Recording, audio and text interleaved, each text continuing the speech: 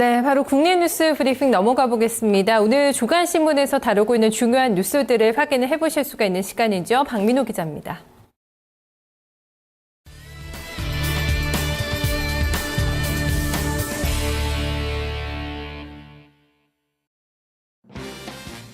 네, 국내 뉴스 브리핑입니다. 정부가 대형 유통업체에 대해서 전방위로 압박 수위를 높이고 있습니다.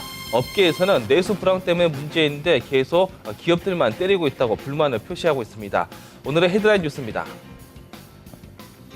전세가율 60% 법칙이 사라졌습니다. 전세금 급등으로 전국의 아파트 전세가율이 10년 만에 최대 수준으로 올랐었지만 여전히 사려는 사람들이 별로 없습니다.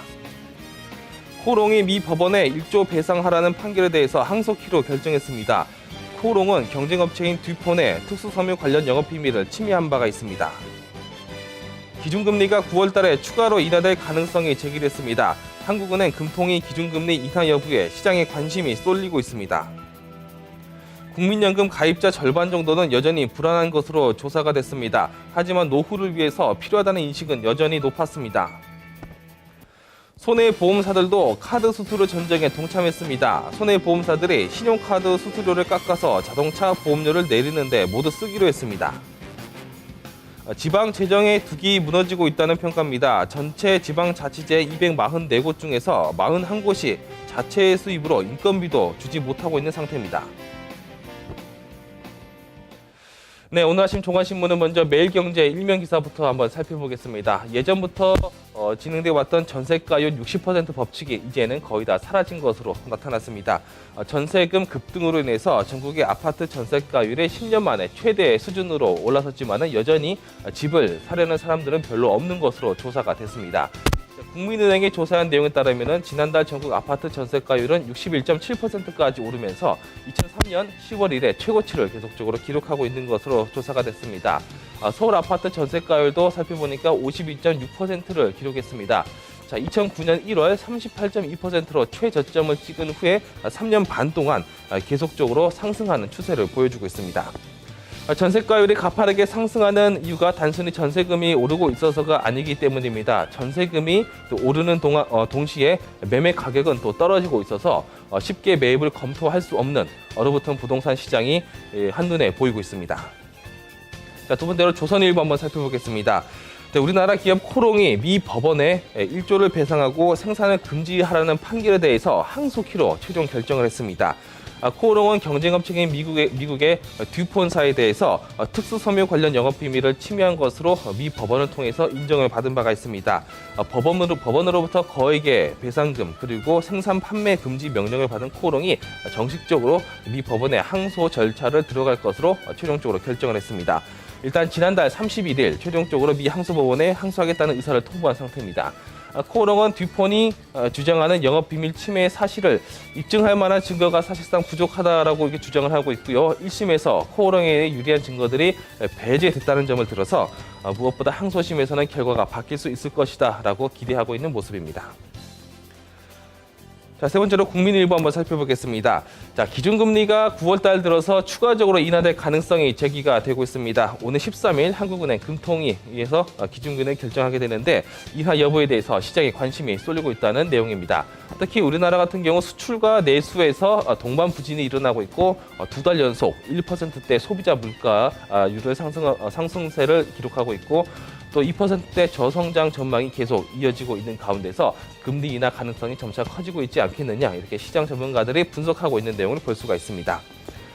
자, 무엇보다 이제 어제의 내용들을 살펴보니까 국고채 3년물 금리가 앞선 3일 2.75%를 기록했지만은 미국의 3자 양적 완화 기대감에도 불구하고 종전 최고 기록을 갈아치우는 모습이었습니다. 1995년 금융투자협회가 채권 공시를 시작한 이래 가장 낮은 수치를 기록하고 있는데요.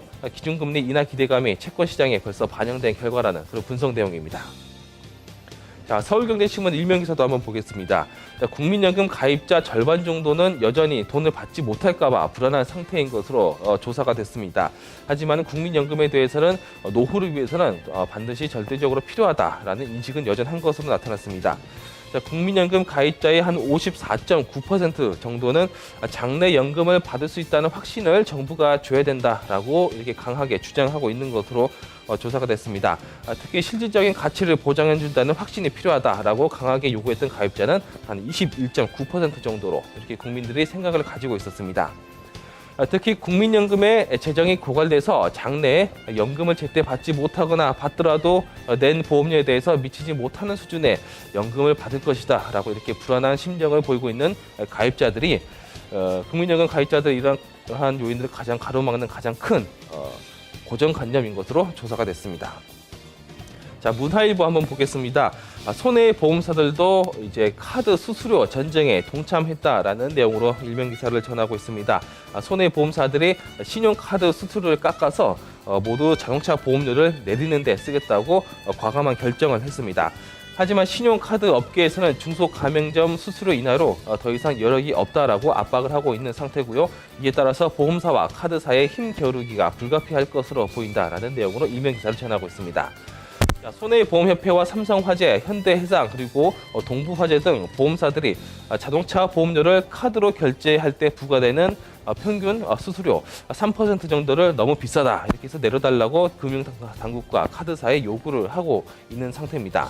한 해 보험사들이 카드사에 대해서 쓸데없이 지불한다고 생각하는 돈이 바로 2,500억 정도 되는데 이 돈을 차라리 자동차 보험료를 내리는데 고객들을 위해서 쓰겠다라고 하면서 카드사에 대해서 압박 수위를 높이고 있습니다. 자, 헤럴드 경제 한번 살펴보겠습니다. 자, 지방 재정의 둑이 무너지고 있다라는 내용으로 일면 기사를 전하고 있습니다. 전체 지방자치제 244곳 중에서 41곳이 자체 수입만으로 인건비도 제대로 건지지 못하고 있는 상태로 조사가 됐습니다. 재정 자립도를 한번 살펴보니까 서울 같은 경우는 48%를 유지하고 있고 지방의 군 단위 지자체에서는 17%의 자립도를 기록하고 있습니다. 지방자치제 서로끼리도 양극화 현상이 상당히 심각한 것으로 조사가 됐습니다. 특히 지방자치제 사업을 떠하는 공기업 같은 경우는 재정 상태가 벼랑 끝으로 몰리고 있다는 지적도 나오고 있습니다. 어제 국회 예산결산특별위원회에서 최근에 작성했던 지방재정 현황에 대해서 한번 살펴보니까 작년 말 기준으로 전체 244개 지방자치제 중 중앙정부의 지원 없이는 자체 수입으로 공무원들의 인건비조차도 제대로 충당하지 못하는 곳이 무려 41곳에 달하고 있다는 조사 내용을 전하고 있습니다. 네, 여기까지 해서 국내 뉴스 브리핑이었습니다.